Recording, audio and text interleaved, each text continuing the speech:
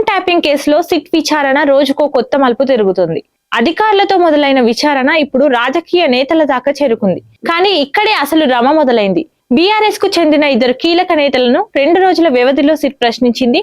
ఒక్కొక్కరిని ఏకంగా 7 నుంచి 8 గంటల పాటు విచారించినట్లు సమాచారం. అయితే ఈ విచారణలో ఎవరిని ప్రశ్నించారన్నదే ఇప్పుడు ప్రశ్నగా మారింది.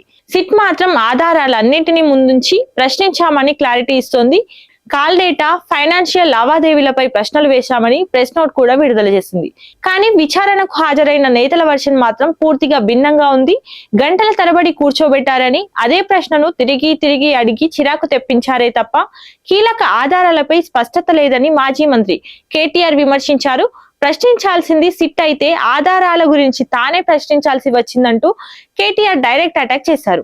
ఈ విచారణను ఒక డైలీ సీరియల్ తో పోలుస్తూ సెటైర్లు వేశారు. ఇదే సమయంలో కేటీఆర్ ను రాధాకిషన్ రావుతో కలిపి విచారించారన్న వార్తలు రావడం, వాటిని కేటీఆర్ ఖండించడం, లీకులు ఎలా బయటికి వస్తున్నాయన్న దానిపై కొత్త చర్చకు దారితీసింది.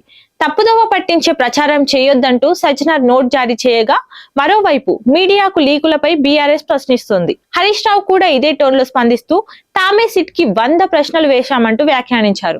ఈ మొత్తం ఎపిసోడ్ లో విచారణ గదిలో ఏం జరిగిందన్న దానికంటే కూడా బయట జరుగుతున్న ప్రచారమే రాజకీయంగా ఎక్కువ ప్రభావం చూపుతుందని విశ్లేషకులు అంటున్నారు.